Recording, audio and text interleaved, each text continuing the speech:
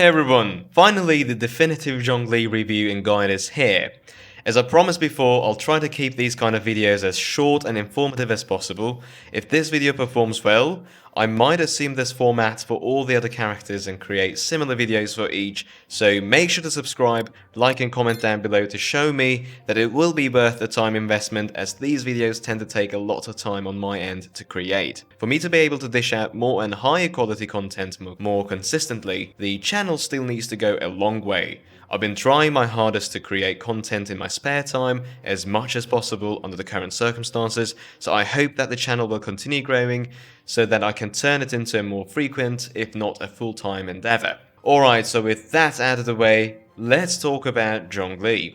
To summarize, Zhongli is a Geo-pole arm using 5-star event banner character who's best played as a support unit. There has been quite the backlash from the community, as well as different opinion blocks having formed around this subject with respect to his viability and power.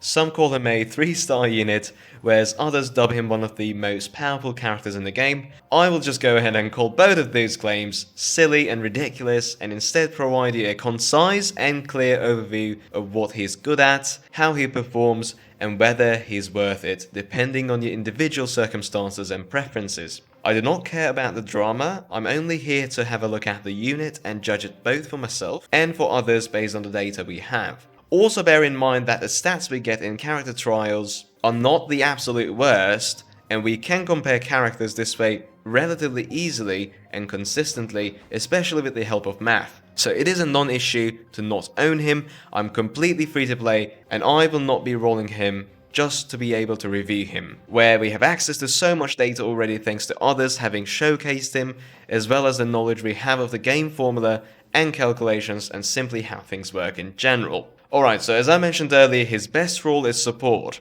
Let's have a comparison to Xiangling, currently the only other polearm user in the game, when it comes to normal attack percentage damage at 3 different levels. As you can see, when we compare talent by talent, per level for the whole sequence of normal attack combo, Zhongli on average at level 1 is actually about 13% worse than Xiangling's talent modifiers. When we compare at level 6, however, it's 18% up to 19%, and when we go further than that, level 8, on average, Zhongli's talent modifiers are almost 22% worse than Xiangling's. Now, they should almost suffer the same amount of hit lag, given that the total amount of hits that they land at the end of the day is 9 hits. So on that front, and based on the fact that they're both polearm users, there shouldn't be too much difference. But as you can see, a free 4-star unit, Xiangling, actually has better normal attack scaling than Zhongli. This does not necessarily mean that Zhongli will deal less damage than her overall though. This depends on many factors, and we'll explore this further into the video, but also do bear in mind that Xiangling is one of the better support units in the game in terms of raw damage output, thanks to her ultimate just being so great. If you still insist on playing him as the normal attack spammer on field though, as a DPS this is one of the better and easier rotations that you can assume and practice, which is E, charge attack, and then your full normal attack combo. And then you just rinse and repeat that. Bear in mind though that you'll desperately need another Geo unit in your team for energy generation, as his E can generate only 1 particle maximum per pulse. If you look here, it will pulse once, 1 particle, it pulse again, 1 particle, pulse again, 1 particle, pulse again, no particle. And sometimes, as you've seen, it will generate even no particles, as it is rather inconsistent at the moment. If MiHoYo ends up fixing his E inconsistency, he'll actually become a better support than he is at the moment. Whereas, as a support, you'd simply want to spam your E and Q whenever off cooldown, also holding E every now and then for the Jade Shield. And he would also work best as a support for another Geo character as your main damage. Constellations wise, his first constellation is a nice leap, allowing you to have 2 E stellars on the field at the same time, whereas his constellation level 2 gives his burst ability a Jade Shield, the same one that you would get otherwise from holding your E. His 4th constellation gives his Q an increased AoE radius of 20% and adds 2 seconds on top of his petrify duration. And finally, his constellation 6 makes his Jade Shield heal for 40% of the damage received, capped at maximum 8% of the active character's max HP. And again, this heal happens on the active character, not necessarily on Zhongli himself. As for artifacts, the best artifacts you could get for him, if you still insist on using him as DPS, would be 2 Gladiator pieces and then 2 Bloodstained Chivalry pieces, followed by 2 Gladiator, 2 Noblesse Oblige, and finally 2 Petra and 2 Noblesse Oblige. For his support build, you would want 2 Petra and 2 Noblesse Oblige, followed by 4 piece Noblesse Oblige, and finally 4 piece of Archaic Petra. Weapons wise, for DPS, it's Crescent Pike and Crescent Pike only, because it really just doubles the physical damage output that he deals, followed by Vortex Vanquisher, which is also followed by Primordial Jade-Winged Spear. For his support weapons, you would ideally want to go for Vortex Vanquisher, followed by Primordial Jade-Winged Spear and Skyward Spine. And if you don't have any of those 5-star weapons, then just go for Favonius Lance, which is the next better. Talents wise, for DPS, you want to obviously maximize and prioritize his normal attacks first, followed by his Q, and finally his E, whereas for support, the order is Q, followed by E, and finally you just literally don't touch his normal attack talents, really. As for stat prioritization, you prioritize physical damage dealt, followed by crit rate till around 50%, followed by crit damage, and then attack, and if you really like, then some HP. Whereas for support, the physical gets replaced by Geo, followed by crit rate again till 50%, ideally 75 though, followed by crit damage, and then finally attack, and again HP. You could prioritize HP over attack here for stronger shields but less damage output if you're not lacking in the damage department overall. So in terms of efficiency, Zhongli almost always performs worse damage contribution wise unless completely maxed out, in which case it's only better than others in very few instances really. If he factor in survivability, convenience and utility he adds to the team, he would still end up mediocre or above mediocre, considering that there are better supports out there for healing, for crowd control, and etc. So although the shields can be convenient, to only block an attack maybe 2 on floor 12, with Petrify also being an okay CC similar to Freeze, it doesn't really provide as much utility as people seem to exaggerate for it to do. Potential wise, his potential is there since he becomes much more viable once he's completely maxed out with Constellations, gear, as well as talents and everything else. The closest substitute in his best role, which is support for a geo-focused team, geocentric team, would be basically the MC Geo or even Ningguang really, which do provide better damage output as well as energy generation more consistently. For other kind of team compositions, where the likes of Bennett, Xingqiu and etc. exist, Zhongli can't even compare, to be honest. Maybe Ken to a degree when completely maxed out, but that's pretty much it really. The units like Bennett and Xingqiu will always provide much more value, even at face value with little to no investment. Alright, that's basically the character. Let's go over the pros and cons in a nice list so that you will clearly see what he's good at and what his shortcomings are. His pros are that he provides relative safety with both crystallized shields plus his jade shields. He has good spammable bursts with low cooldown and low energy cost. He has frequent crowd control ability through his Petrify via his ultimate. He provides a platform and pillar through E, which also doesn't have a long cooldown, which you can use for plunge attacks or just literally to go on top of with Klee or any other range character and just dish out damage, where you can't get hurt by any of the melee enemies. And finally, he's a top tier husbando with great looks, amazing animations, and perfect voice acting. If you were to come to his cons, he has both low and inconsistent energy generation through his E, maximum 1 per pulse and sometimes even none as mentioned earlier. He provides less damage to the team compared to many other characters as support. He performs poorly as DPS, though he shouldn't be played as one if possible anyway. He's expensive and inefficient to build to his actual potential. Even then, he can get outclassed by some other characters in his support role. He is a Geo character, therefore inherently disadvantaged when it comes to Abyss, which heavily favors Pyro, unfortunately, especially later on and on last floor, floor 12. Even compared to other elements, lack of a damaging reaction really hurts Geo, so in that sense he's a bit scuffed as well.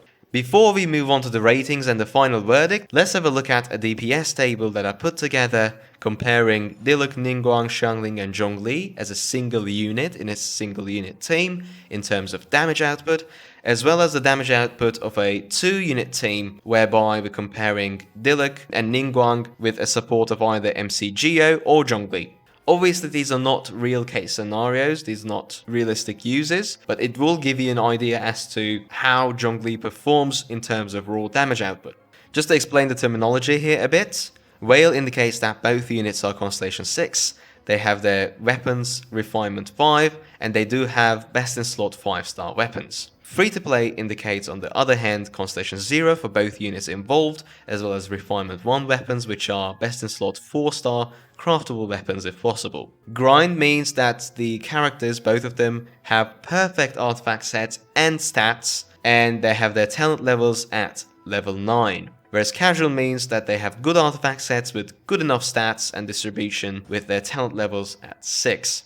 I won't go over the whole table, you could just pause and have a look. But in the single character table, Diluc always leads, which is unsurprising. He's a very solid damage unit. It's not even a comparison. I'm not trying to compare Diluc to Zhongli here in a realistic scenario. I'm just trying to show you how much difference there is between a real damage dealer and Zhongli in case if you really want to consider using him as a DPS. Now, when we compare him to the only other polearm character, actually with little to no investment and just overall normal artifact sets and normal stats with talents maxed out at 6, Zhongli does deal a tiny bit more damage than Xiangling. So all those rumors around saying that Xiangling actually deals more damage than Zhongli, even without an investment, is kind of misleading and false, because he is at the end of the day a 5-star character, and if you're just spamming normal attacks together with your E and Q off cooldown without any other member in the team, he will outdamage Xiangling by a tiny bit, by 12% to be precise in this particular simulation. Whereas Ningguang will actually top him up by 4% despite being a 4-star character, although she is a Catalyst user and she does deal geo damage, so there might be an effect of that in this case. Diluc obviously outdamages all of the other ones in this category, and the same kind of holds true for the free-to-play and grind aspect, as well as Veil and grind categories, although Zhongli in these two categories actually end up being last, right behind Xiangling, but not by a large margin, up until the point where it gets to the Veil category, where if you max out your Xiangling, she actually will end up dealing around 30% more damage than Zhongli when the team is a solo team. Now, if you have a look at a 2-unit team composition, whereby I've put Diluc there just for reference sake, he actually does not really fit into these teams because he's a pyro character. You don't really need a geo character together with him, but just for comparison's sake, because Ningguang is a geo character that does benefit from Zhongli or MCGO. But as you can see here, Diluc still outdamages Ningguang despite that fact, because Diluc just deals so much damage. But as you can see here, MCGO actually outperforms Zhongli when paired with Ningguang in every category. Whereas Zhongli is actually better with Diluc, or perhaps some of the other high damage dealing characters, even though Ningguang herself deals tons of damage, don't get me wrong, he seems to actually outperform MCGO in that aspect. So this is just something to consider. Huge shout out to Robinn for the DPS calculator that he's made over at Google Sheets, as well as the Kaching Mains Discord and the overall mains community, which I'm a part of as the person who's in charge of the Diluc's main server, so check that Discord server out, as well as Kaching Mains, as well as my own Discord for the YouTube channel, and you yourself can also use that DPS simulator and test things out. And soon enough, guys, as I had announced earlier, we are going to get my website out, which will have a damage calculator with lots of features in it and lots of ease of use and convenience, so you will no longer have to struggle with sheets here and there, separate sheets, which are quite messy sometimes, or which might be harder for you to operate on. That website alone will provide you very nice calculators, as well as team builders and character builders. So make sure to stay tuned for the website. It is coming very, very soon, and it is looking great. Alright, so in terms of his role as a support, I'd give Zhongli a solid A, where the worst support character so far would be a C, and the best would be an S+. Aesthetics wise, his aesthetics, his looks, his feel, the vibe, he gets a solid S+. He's really superior compared to the others. I mean, look at these animations, the charge attack, the normal attack sequence, kicking the spear, dying, the voiceover. So we've come to the crux of the matter. Is he worth it? The overall verdict that I have as to whether you should roll him or not, considering that he's a 5-star character on a limited event banner for which you need to burn a pity, while also bearing in mind that he's not that efficient to build and hard to reach his potential with. My verdict would be to skip him, really. The only instance where you'd want to roll him would be A, if you're super rich and don't care about spending as much money on Genshin as possible, in which case max out all available characters anyway, and B, you simply like him and you want to have him and play as him, or you just appreciate the way that he provides shields and some extra survivability, which does not go unnoticed really. If that's the case, then definitely do roll him, as this is a game first and foremost and you should enjoy it rather than trying to min-max everything. As long as you have decent damage dealers in your team, or rather as long as you've got past the DPS check or damage threshold for beating floor 12 Abyss with relative ease, it won't matter, and he'll only make your life easier with a few shields here and a petrify there. Although, if you're struggling to beat Abyss in time with relative ease, do reconsider and prioritize characters that will contribute much more towards your overall team damage, either as main DPS or support, doesn't matter. You might want to have some other priorities. In terms of viability, especially as a free-to-play or budget player, you might want to skip on him. Alright guys, that's been my 2 cents overall on Zhongli. The video has taken a bit longer than anticipated because I had to show you that table. In the future I'll try to keep these kind of videos even shorter. Again though, I would appreciate your support down in comments, in likes, as well as just the video views really. Please make sure to show your support so that I'll know whether these videos will be worth a time investment, because they do take a long time to make and lots of effort and research. I have spent my time around the theory crafting communities, I have checked the numbers, I have done tests as much as I could, even though on screen right now you might not have first-hand seen any of those. At the end of the day, the channel does take a considerable amount of time, so I would like to justify it, and I would prefer to do this part-time or full-time even, if possible, so really appreciate your support in that regard. Anyway guys, that's been Zhongli. I hope the video helped you and you enjoyed it. I'll see you next time.